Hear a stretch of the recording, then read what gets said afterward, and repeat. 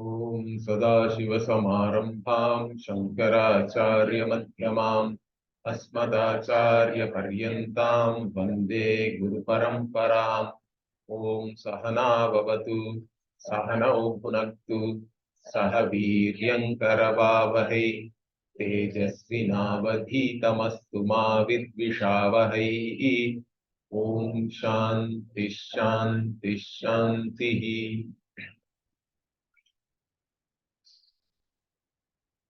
So we will look at the Vedic vision and our way of life. See, in general, many people, when they ask about Hinduism and all that, or Sanatana Dharma, they say that it is a way of life. I think first this was made popular by Radhakrishnan. Dr. Radhakrishnan was there, that he was our president also, correct? And he was also a philosopher and all that. He has written many books. So I think he was the one who popularized this idea that Hinduism is a way of life. But then just saying way of life is not enough, correct? Anybody can say that, even a thief can say it is my way of life. Doesn't mean anything.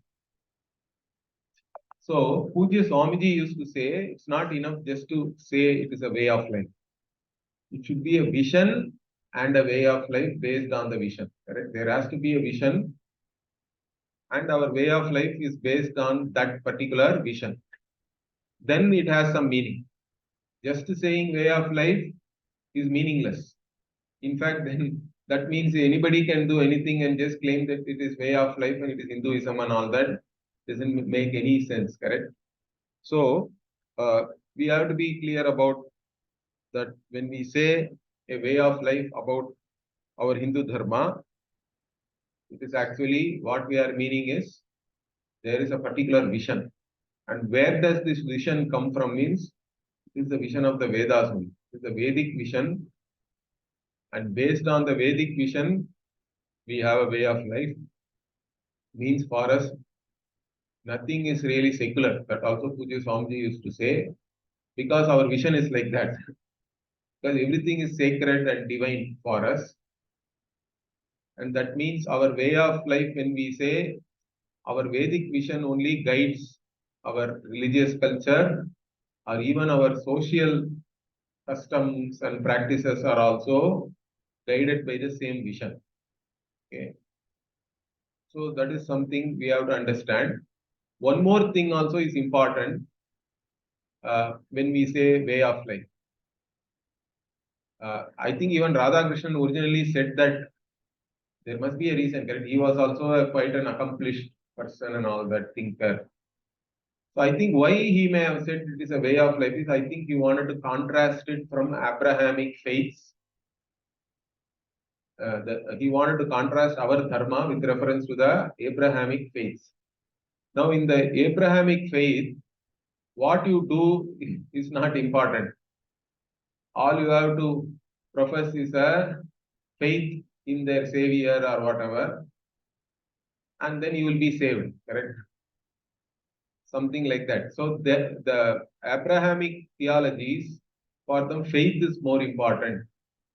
Belief is more important than what you actually do. But our dharma is not like that. You may believe anything. What you do counts. In fact, what you do alone gives you either papa or punya, correct? Dharma is based on what you do. It's not based on just belief. Of course, what you do can be mental, verbal, physical and all that, but still it has to be a conscious activity, correct? An activity based on your free will alone is either dharma or adharma, either papa or punya and all that. It is based on what you do. It is not based on what actually you believe. In fact, there is even a verse uh, uh, like so the verse itself I am not remembering, but the idea of the verse is the one who is called by the Shaivas as Shiva and Vishnu as Vaishnavas and Buddha as Buddhists and Arhan by Jainas, and Karta by Pramana Patavas, that is Nayayikas, because Nayayikas say that we can infer Bhagavan as the Jagat Karan, Karta. Like this, there is a verses there. Okay, whatever may be your idea of Bhagavan, that to that Bhagavan I do Namaskara. Whatever may be your idea of Bhagavan, for that Bhagavan I do the Namaskara. So Yam Shaiva, like that verse goes like that. Shiva iti. Anyway, I can look up that verse. So that is the verse. So our idea is like that. See, the whatever may be your belief, what you do alone counts, and that's why we can say that ours is a way of life, because it is not just some faith, or if finally you go and do some confession, everything is gone. It's not like that. If you have done something wrong, you have to do prayasita also. And sometimes prayasita are all extreme. If you read the Dharma Shastra, it's not that simply if you go and confess or if you say that now I believe, means everything is gone. It's not like that. You have to take responsibility for whatever you have done. So that way, ours is a way of life, because what you do alone is very important. Of course, what you believe also is important, but it's not that the belief will trump the action itself. So that is something we have to understand. Now, coming back to the vision and way of life, if we say, what is the vision that we have? So our vision is very unique. Our vision of Bhagavan, Vedic vision of Bhagavan is that Bhagavan is not just some entity sitting in heaven creating the world. Okay, because most theologies say that God in heaven created this world. That is the vision of theologies. Now, if you say God in heaven created the world, means again there can even a child will question who created heaven. Then if you say no, God only created heaven also, you have to say. Then a child will ask again, where was God before heaven was created? You cannot say hell. You say God created hell for himself, then he is no more God, I think. It's not. So then they cannot answer. In fact, if you have most theologies, if you ask a couple of questions, they'll just say, shut up and believe whatever I say. That's all they can do. Because they don't, because it becomes illogical very soon.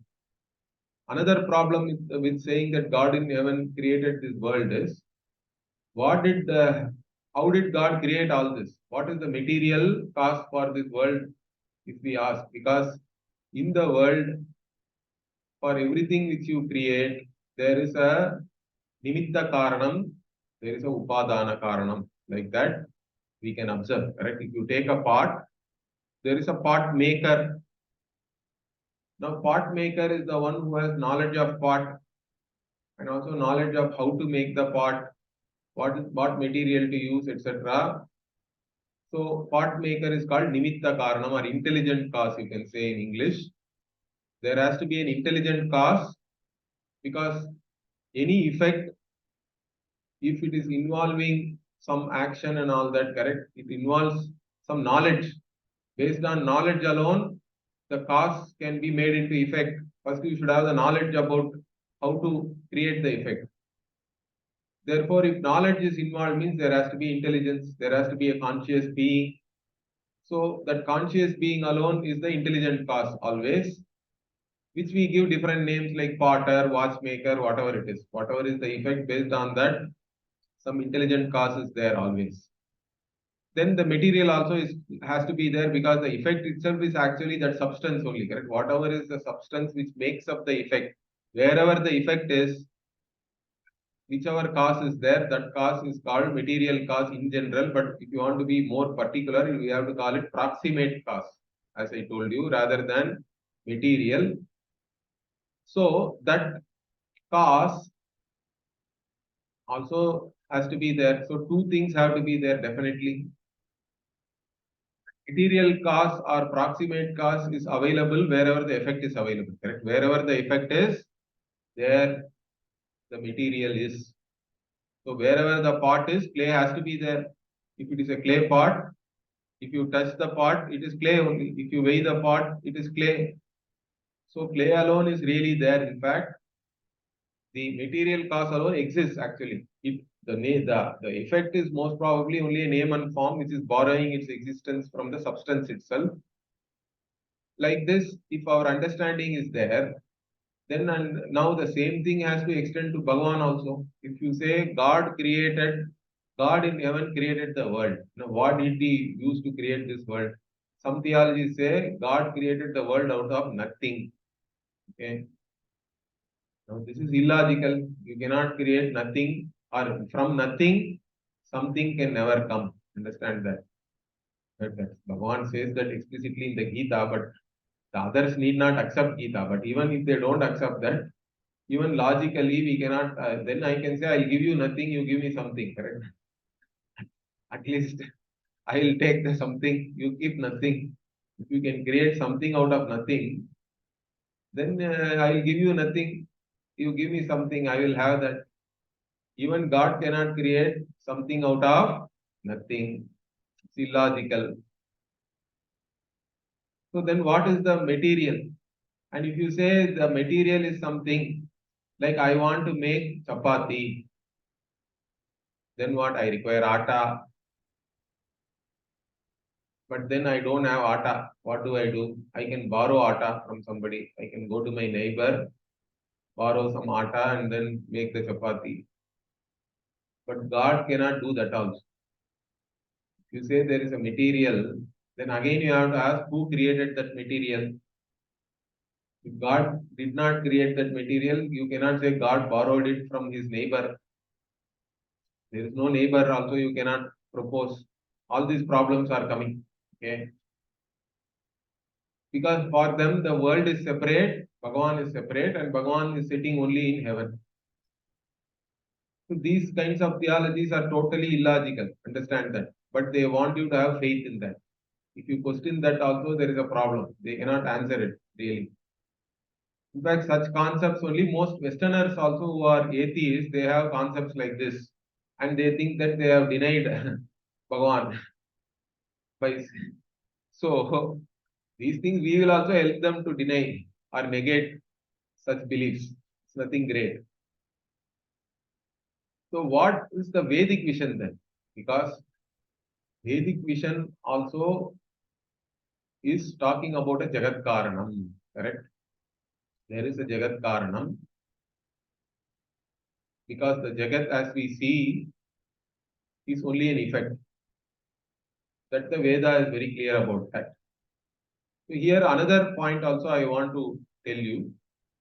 Like our Nayayikas say that the world is also a creation, means there has to be a creator. And they say that inferentially we can arrive at the Karta. There has to be a Karta because there is this Karya is there. Jagat is a Karya means there has to be a Karta. Like that they say that Isvara is a Karta and we can arrive at it inferentially. But that also is not correct. Understand that. The first thing is nobody can establish that the world is a creation. That's not a given fact. Only if you take the world as a creation, as a fact, or if you have established that as a truth, then you can say that there has to be a creator. Because anything which is put together as a creation must have a creator. That much we have an idea, correct? Anything which is intelligently put together must have a creator. Like I told you, I cannot say that I went to Switzerland and from one spring, all these watches were coming out naturally and I plucked one watch and that is this watch, whatever, smart watch. Like that, I cannot say that. If I tell that also, none of you will believe. You will think that something has happened to me. So, all of us have an instinctual understanding that anything which is intelligently put together has to be a creation and there has to be a creator who has put it together intelligently. That is fine. That that inference is fine. But even then, you can still not establish only with logic that the world itself is world is intelligently put together. Is that clear? Many people don't agree to that. Even modern scientists don't agree to that. They do not agree that world is intelligently put together. Because the biggest debate even today in the West and all is that between intelligent design and evolution and all that, correct? Random. So the scientists are still holding on saying that it is more political, I think, because they don't want to let in all these fanatic people dictate to them. Because their scientists are also on very thin ice only, I would say. Because just by random mutation and all that, in fact, even the theory of evolution is a very on thin ice because they don't really, they say survival of the fittest and all that, correct? The fitness itself cannot be defined correctly if you think about it. What is fitness for survival you cannot define because there are so many catastrophic events are all happening. How do you know what is fitness and what survives and all that? It's a problem. But they are holding on to that because they don't want to let in the other people come and dictate to them what should be taught, what should not be taught, etc. So both sides are fighting for a long time now. So one side is trying to say that there is an intelligent design means there has to be an intelligent cause or that if the world is intelligently put together, there has to be an intelligent cause and that is Bhagavan or God according to them. But the scientists do not accept that. Not only scientists, many people do not accept. Many other religious traditions also do not accept that the world is a creation because they are proposing that world is always like this only. Why do you even require a cause? These things and all, we sometimes we take it for granted. But if you question that, first you establish that this is an effect or this is a creation, then we can talk about whether a creator is required or all that, or whether a creator is there, what is the nature of that creator and all, only comes after we establish the world as a creation. Is it clear? So even Jainas do not accept that. Bauddhas also don't accept that. Okay? Even Purva Mimamsakas don't accept that.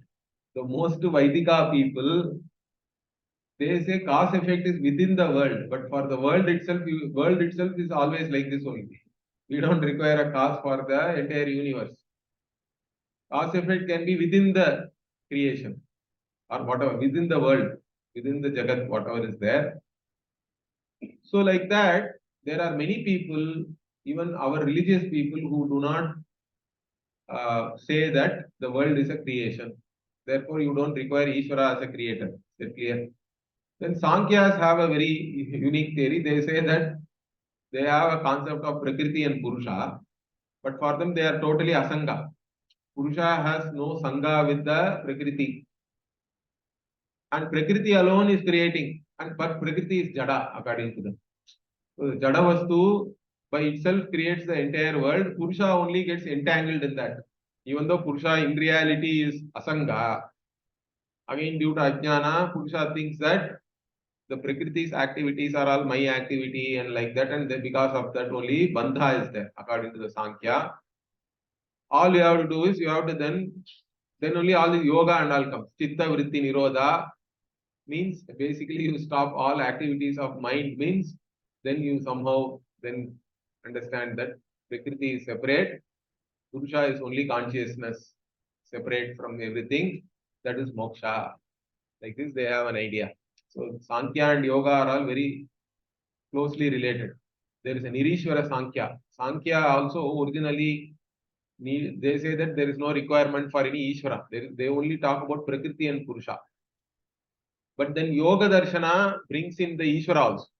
They borrow almost entirely from Sankhya, but then they accept Ishvara as a special Purusha.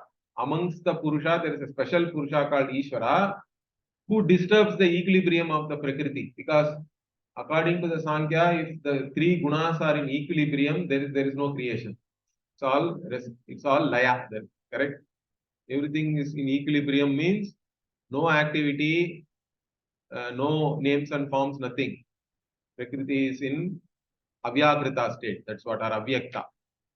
Then the disturbance happens by itself, according to Sankhya. But Yoga says, no, there is a special Purusha called Ishvara Isvara only sets the whatever, the fire or the spark or whatever.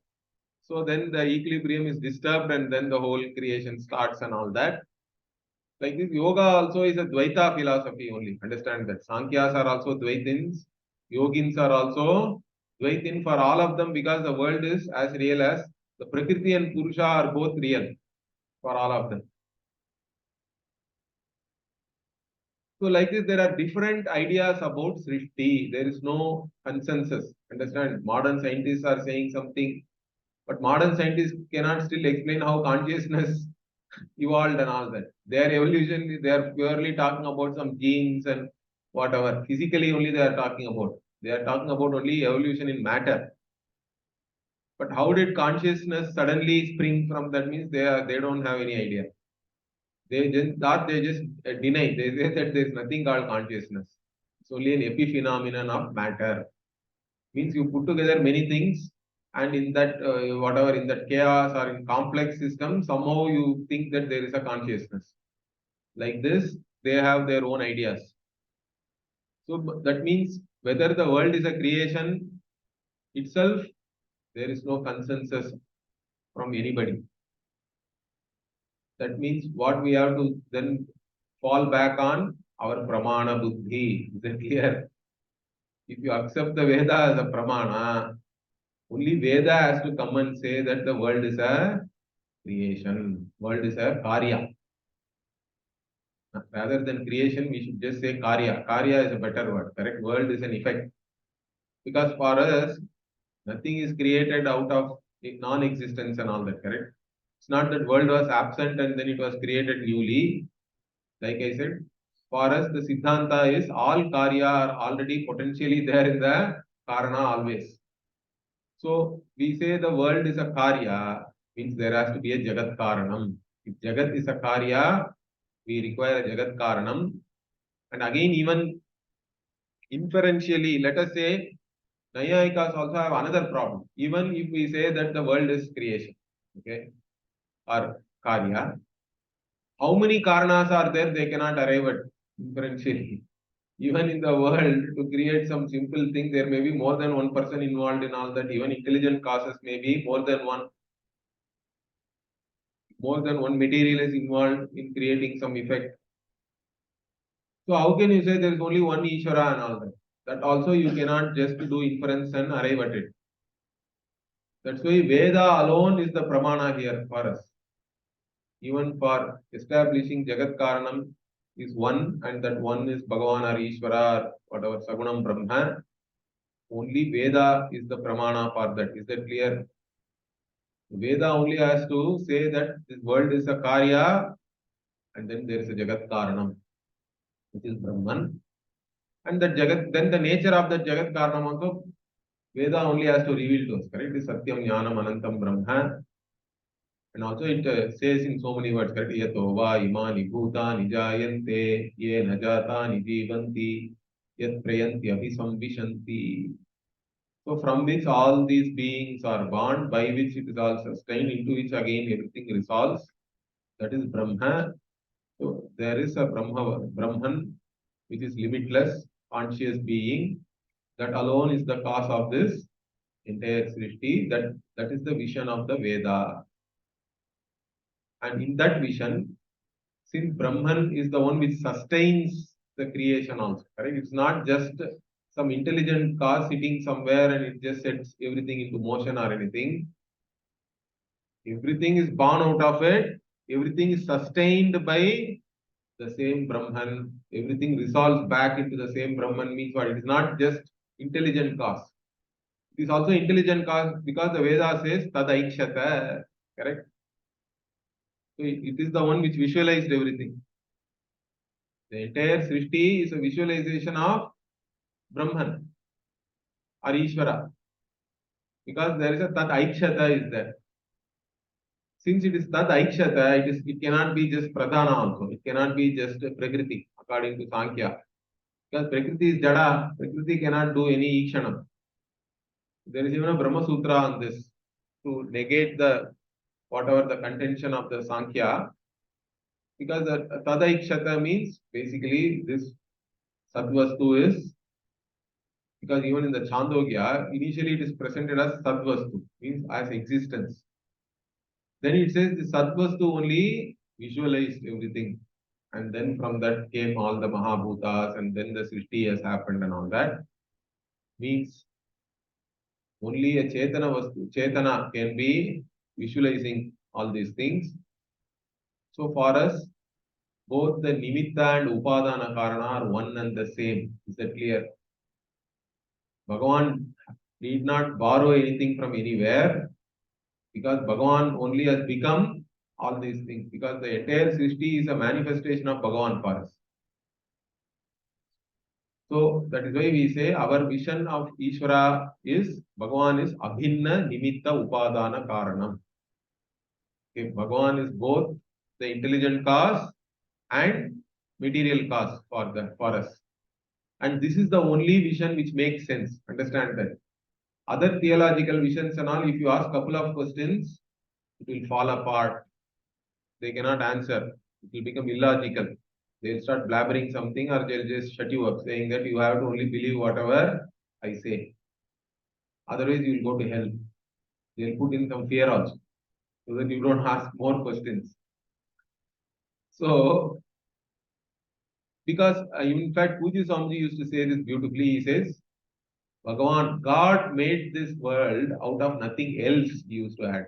He would say, out of nothing else. God cannot make the world from nothing. But it is, you have to say, God made this world out of nothing else, means himself only. Correct? He doesn't require any separate material cause or anything. He need not go and borrow. If I have to make roti, I may have to borrow atta. But Bhagavan has no necessity for all that. And that is why see our Upanishads. What is the analogy the Upanishad is giving for Srishti?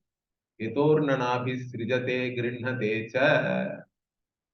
So Urnanabhihi is the analogy, means spider.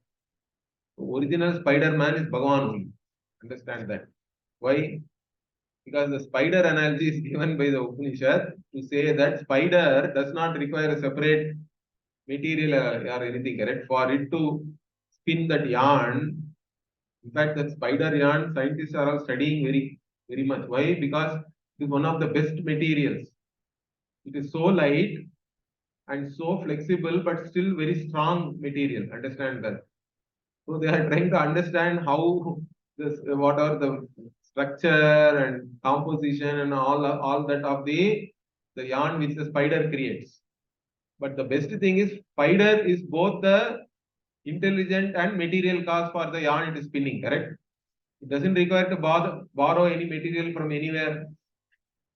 And also many times what the spider will come down a thread, and if you go and poke your finger or something, what it will do, it will go back. It can roll it back and again push it back into itself. So that also is said that is the layam. Like everything resolves back into Brahman, correct? Like spider is able to withdraw the yarn into itself. If it senses some danger, what it will do, it will just go up and roll the yarn into itself. Like that, the spider is the example given in the Mundaka Upanishad. Okay. To say that Brahman is both Nimitta and Upadana Karanam. Of course, the other one is dream also is there, correct? In our dream, we are both the intelligent and material cause. There is no separate material or anything you are borrowing to create your dream world. The entire dream world, in fact, that is more appropriate with reference to Ishvara, because Ishvara also tat aikshata, correct? It's only you directly visualize the entire Srishti is there. Dream world also is like that, correct? It's not that God, some theologies say God took 7 days to create the world. But I don't know they also say only on the 6th day he created sun. I don't know how he counted the days before that then. Okay. So it must be some other calculation, we don't know what that is.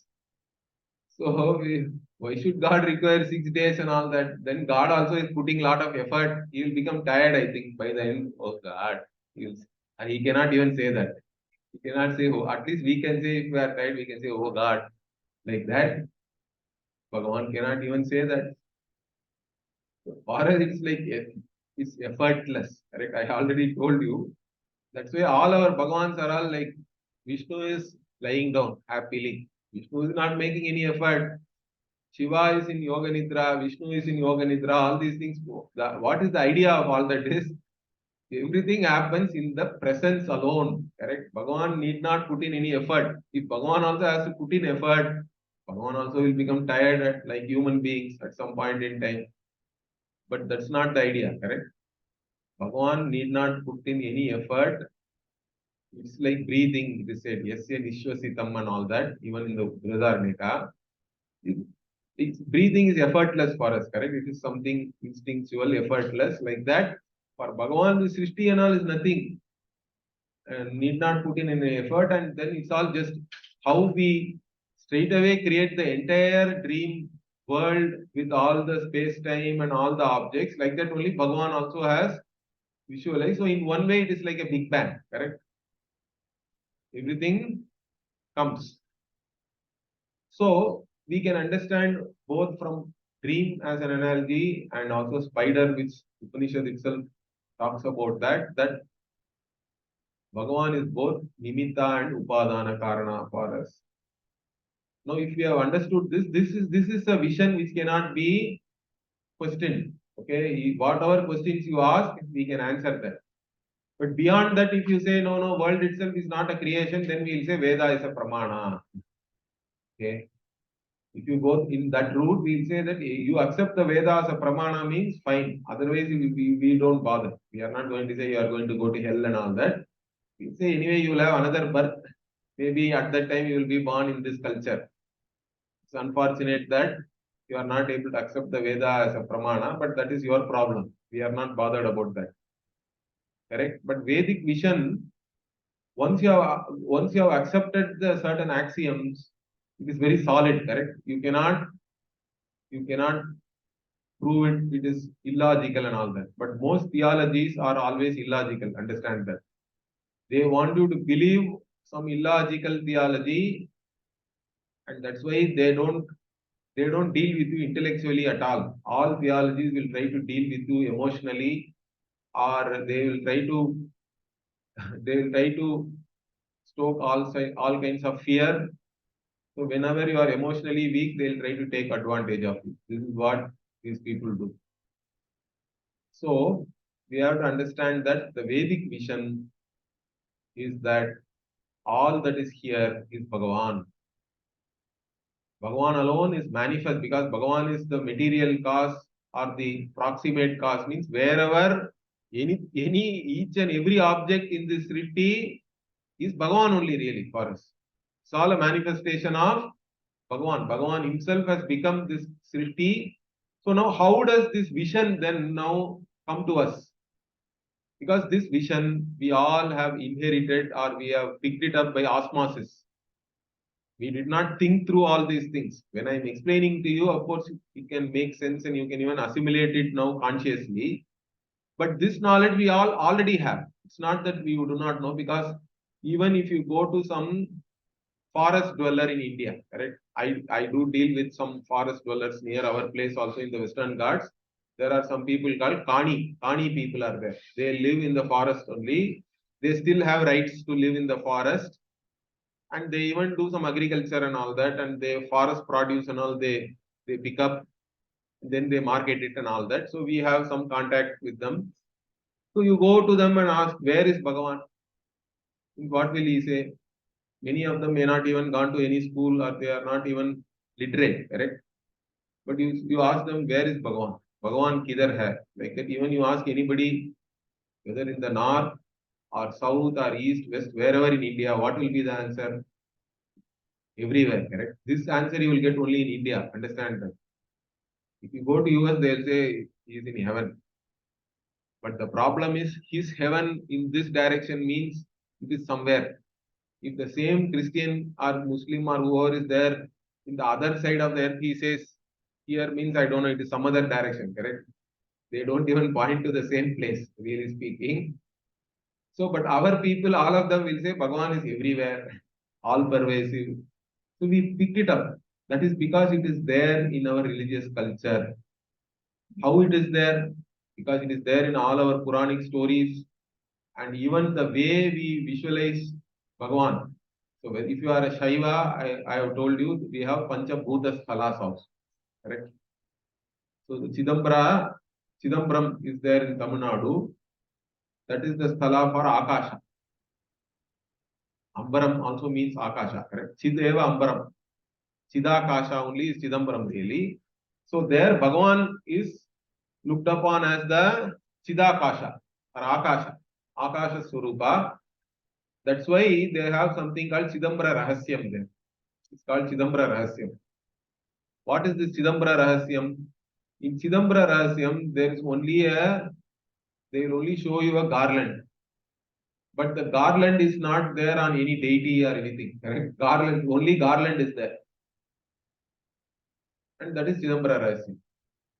Now the idea, what is the idea? The garland is actually garlanding the space itself. Understand that? There is no separate deity or some statue or idol or anything. The garland is for the Chidakasha itself. It's not for any particular Namarupa. That's why that is the Rahasya there. Means Bhagavan is there in the form of Akasha itself. Then Vayu also there is a sthala called Kalahasti. Correct? There Bhagavan is supposed to be as Vayu. Then how do they represent Vayu? They are very interesting. Because in the Garbhagriha, there is no wind. Absolutely. Okay. And then they'll keep one flame. One Jyoti, some Deepa will be there. But that will be flickering all the time. Be flickering like the wind is blowing. So that is the indication that Bhagavan is there as this wind. So the Deepa will be flickering in the Garbhagriha, although there is no wind or anything, it is inside, very much inside somewhere, correct, with only one opening and all that. But still the Deepa will be all the time Nivatastha. Okay. So like that, that is one thing. So the Kalahasti is where Bhagavan is as Vayu.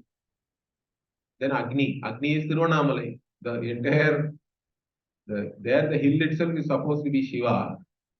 But the most famous function or festival there is this Deepam. Correct? They will go on this, it's going to come. In November it will be there, I think. Kartikeya Deepam.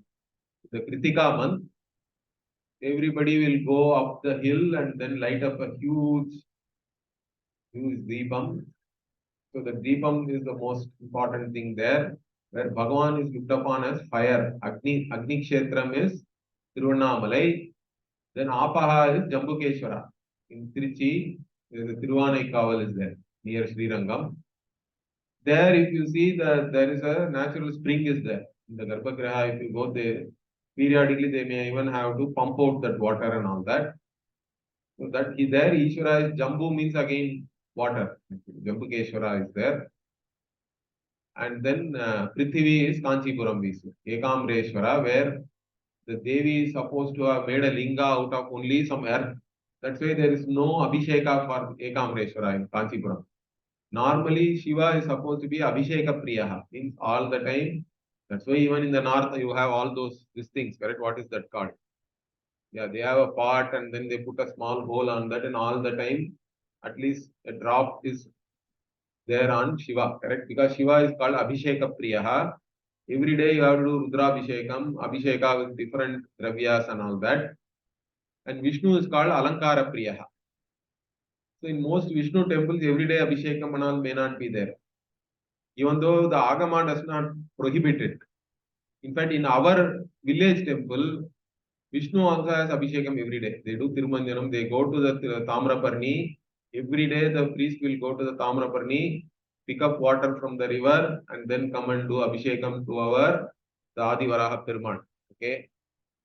But in general, I think in most Vaishnava sthalas, Abhisheka is not important, but Perumal will always have all kinds of abharana, correct? Gold, silver, whatever, even diamonds and all that, and they'll always keep it nicely decorated.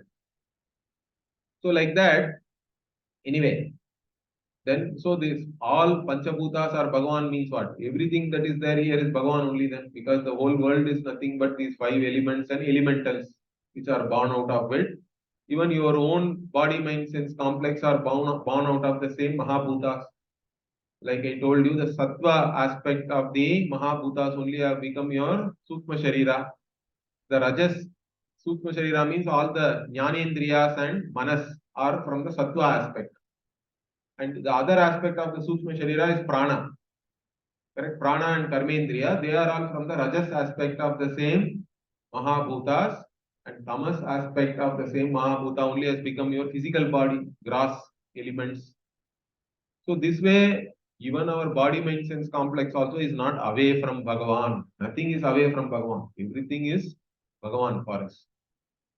That is the vision one has to have, because generally the problem is that we say that everything is Bhagavan. Even those who say, they stop it here. You still think you are something separate from Bhagavan. That's the biggest problem. Everything is Bhagavan means Bhagavan is cannot be separate from you also. That you have to assimilate. Sometimes there is a problem there. There is some kind of a block. That everything is Bhagavan will stop here only. From here it is me. If you think like that, then there is a problem. Because you are now separating yourself from Bhagavan and becoming limited. Obviously, you will be limited. Whoever you may be, the world is always huge compared to you. If you limit yourself only to this body, mind, sense complex and think that even though Bhagavan is everything, but still this is me, means there is a problem. That is what we call Ahankara. And Ahankara always has a problem because it thinks it is small, but it wants to be big. But however big it is still small only. So even all this, many of these Puranas and all the Hiranyakashipu, all these Rakshasas are all, they are all only Ahankara Swarupa. Understand that? They are all Ahankara Swarupa, means Ahankara only has Ragadvesha also. So all these people are only driven by Ragadvesha and Ahankara. And whenever they are whatever, even their some kind of Bhagavan comes and destroys and all, that means what? As a Vedantin, we have to understand that basically Bhagavan is destroying. Once you understand Bhagavad Swarupa, means automatically Ahankara, Ragadvesha and all has to be destroyed. All these tendencies have to go away. So the Ahankara only asks, where is Bhagavan? Right? Even in the Hiranyakashipu story, because he doesn't consider Bhagavan is there in himself. He thinks Bhagavan is also like me only. I am limited to this body, means Bhagavan also has to be limited to his body or whatever you may consider as Bhagavan's body. Then you can ask, where is Bhagavan? Otherwise, the question itself is invalid, correct? The question is invalid. Where is Bhagavan is a spatial question. Bhagavan transcends space itself because space is created by Bhagavan, we say. So you cannot ask, where is Bhagavan? Or even time-wise also you cannot ask because space-time itself is created only by Bhagavan. It is all part of Bhagavan's creation. So where is Bhagavan and all is a meaningless question for a person who understands the Vedic vision. But the one who is only driven by Ahankara can ask that because they think that I am limited and they then have a very limited idea of Bhagavan also.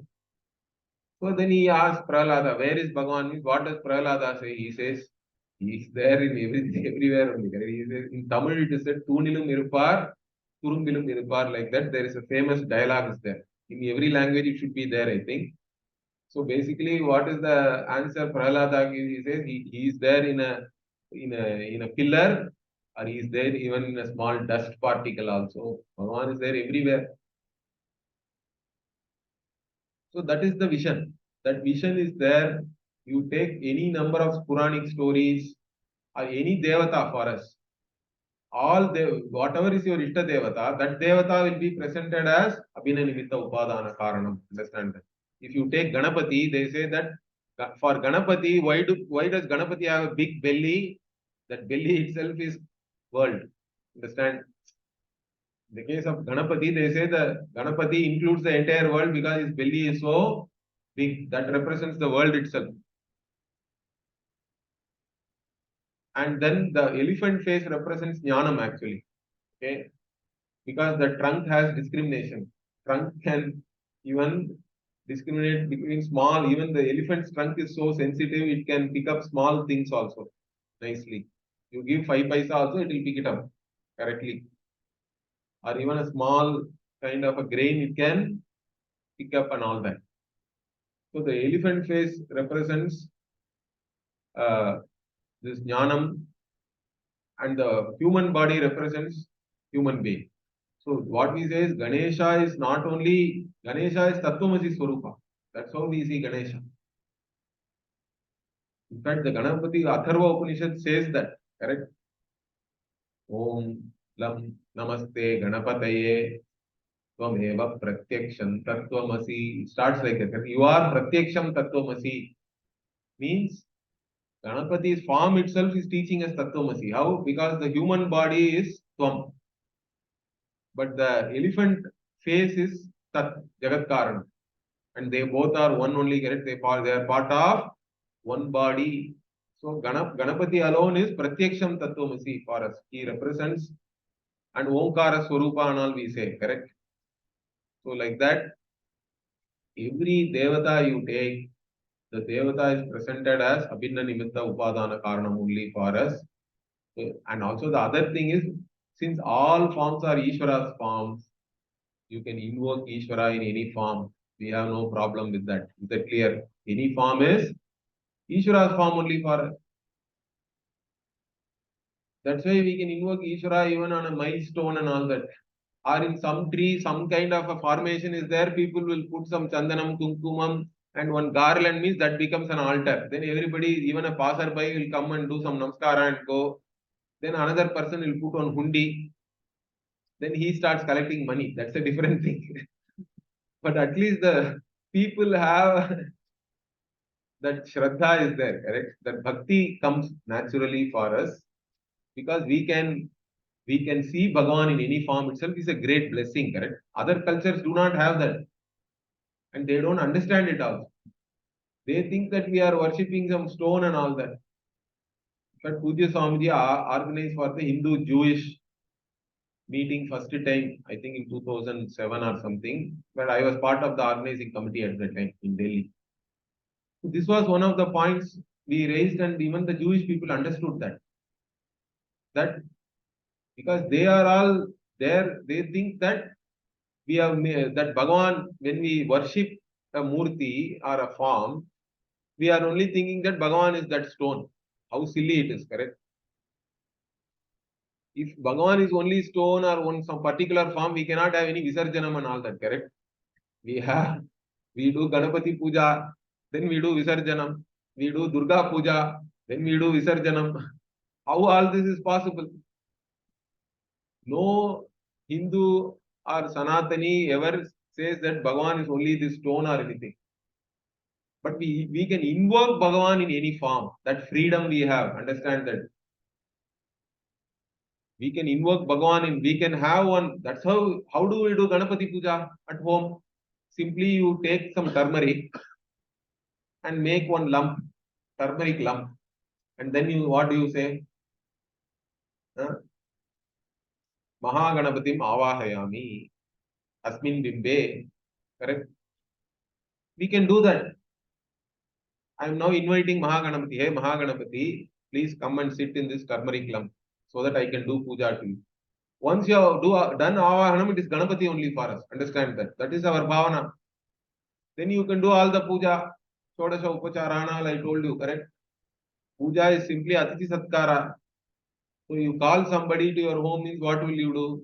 You offer water to wash the feet, wash their hands, give water to drink, then help them with a nice bath, then give them vastra, correct? And then maybe give them some other things, some perfume and all that. Okay, gandha and whatever, some makeup you give, okay, abharanam, and then you praise that person. You are Indra, Chandra, all that. Give them food, entertain them with some music, dance, and then finally ask them something. Okay, once they are now satisfied completely, you think that they are now indebted to you. Okay, because they have received your hospitality. This is what Duryodhana did to Shalya also, correct? The Mahabharata. Shalya didn't know he received all the hospitality happily. He was very happy. Then he found out Duryodhana was the one who has organized all that. Even though he wanted to fight with the Pandavas, since he received all the hospitality, then he agreed to be, but he could not, he said, I will not fight. But still Duryodhana could stop Shalya from joining the Pandava army, correct? Then he made him the charioteer of Karna. So like that, we also do all this Atithi Satkara only to Bhagavan, and then we ask something, we do some prayer and all that, which is fine. But we can do that, correct? That is the beauty of our religious culture. After doing all that, what do you do? No, yatasthanam pratishtapayami. So from wherever you came, I invited you. You came. Now you can please go back. I have given my submission to you, correct? I have given whatever, I have honored you. I have done whatever to please you, and I have given my prayer also, correct? Now you can go back from wherever you came. After that, that is again, that becomes turmeric, correct? You may even use it in sambar. I don't know whether we do that really, but we may not do that. But I'm saying, so we can do that. We can invoke Bhagwan in any form. In fact, Pujya Swamiji used to say that only. See, even for us, we occupy our entire body, correct? Now to get my attention, what should you do? You can touch me anywhere in my body, correct? Or even name also. Every one of us, we are known by different names. I have one name at home. In fact, in South India, it is very common. Home, you will have one name. The official name in school will be something else because it is always your grandfather's name. So normally what they do is they'll keep your grandfather's name. That is the paternal grandfather's name for the first son, or paternal grandmother's name for the first daughter. Then the maternal grandfather's name or maternal grandmother's name for the next child and all that, like that. So then they cannot call them at home with the same name, because you cannot call your elders with their names. Then they'll give some other name. Then at home you will always have one name. School you will have some other name. You go to college, everybody gets a nickname there. But we all know our college mates only by nickname. We don't even know their full names many times. Okay. Then whichever name you are called, you respond, correct? Even human beings respond. And most of the time, Swamiji used to say, wives do not even use the name or anything, correct? They will only say, Suno means, then you know that Suno itself has a certain swara, means that is for the husband. Okay. All other Suno, there can be Suno for somebody else also, but that will be in a different swara. Or also is enough. Some sound, it need not be even an intelligible word, but you can get the attention of the person. Similarly, if you want to touch and invoke also, you touch anywhere in the body, you can get the attention of the person. You don't have to give one whole body massage, then only that person will give attention to you. It is not like that. So that way, if every form is Bhagavan's form, every name is Bhagavan's name, we have no problem in invoking Bhagavan in whichever, but so many forms and names have been given to us by our ancestors, and those names and forms have an instant connect for us, correct? That this is Bhagavan. So that's why we can have any form can become your Ishta Devata. So the Ishta Devata concept also is very unique for our religious culture. Understand that. There is no concept like that. If you say Ishta Devata and all, they'll say no, no, that is devil, Satan and all that. Other theologies have a problem with all that. We have no problem. We can have Ishta Devata. Whichever name, when it is invoked or whichever form is there, if that is Bhagavan for you, then that is your Ishta Devata, correct? When I say Bhagavan or Isvara, what comes to your mind? That is your Ishta Devata always, correct? Whatever form you are able to think of Bhagavan in, that is your Ishta Devata. That can be anything for anybody. For somebody it is Krishna, for somebody Rama, for somebody it is Murugan, for somebody it is Dharma Shastra or Devi. We have no problem. We have no problem with gender also. Most theologies have a problem with gender. They say God is father in heaven alone. There is no mother. God is male. For us, we have no problem. Why? Abhinna nimitta upadana means the nimitta karana is father. The upadana karana is always mother, correct? My body is from my mother's body only. Where does all of our bodies have come from the mother's body? Mother is always the upadana karana for us. Father is the nimitta karana. That's why we have both. We can invoke the Bhagavan whichever way we want. We can invoke Bhagavan. Correct? We can invoke Bhagavan as father, mother. We have no problem. In fact, Kalidas also says that, correct? Jagatah pitarau vande. He says, Vagartha viva sampriktau, Vagartha pratipattaye, Jagatah pitarau vande, Parvati parameshwarau. Like that. Jagatah pitarau, they are the father and mother of the entire Jagat, but they are one only. How? Like the word and its meaning, he says, Vagartha viva sampriktau. So they are one, always together, like the word and the meaning. You cannot, once it is a word, it is always having a meaning. Understand that.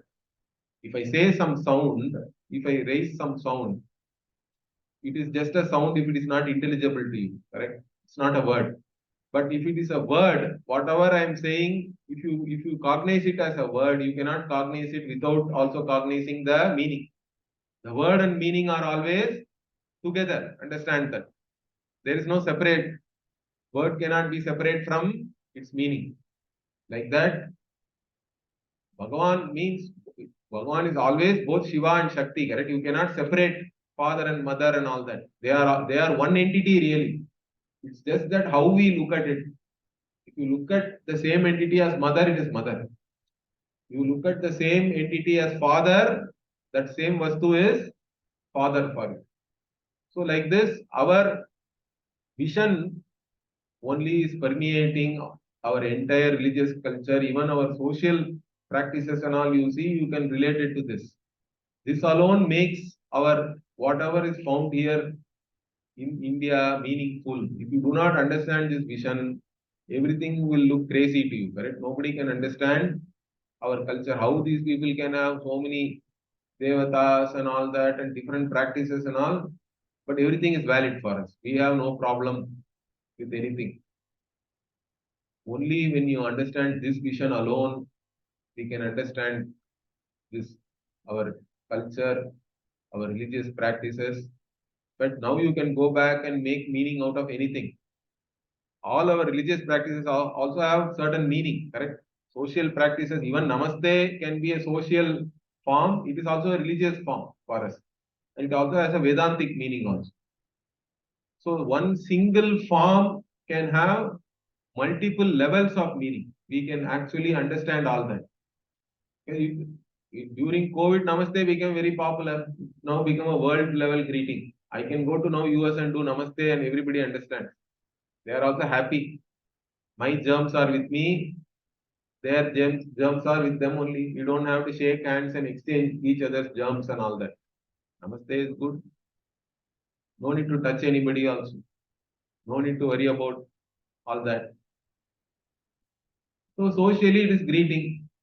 But then for us, even though two hands are there, still one person, correct? You bring the two things together means the idea is that even though we are like two hands, but we all belong to the same body, which is Bhagavan's body only, correct? The entire Srishti is Bhagavan's body.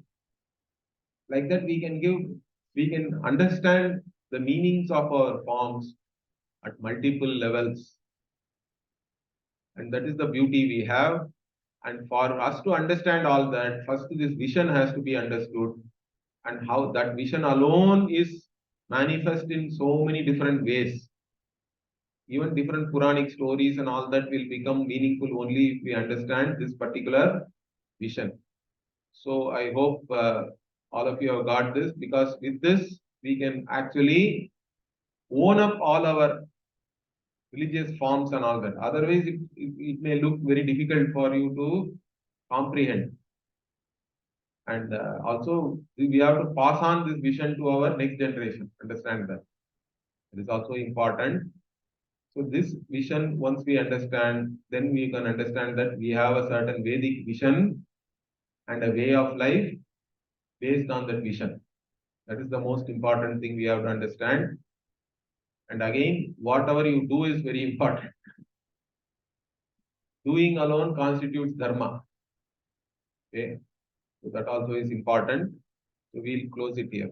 Om Purnamada Purnamidam Purnat Purnamudachyate Purnasya Purnamadaya Purnamevavashishyate.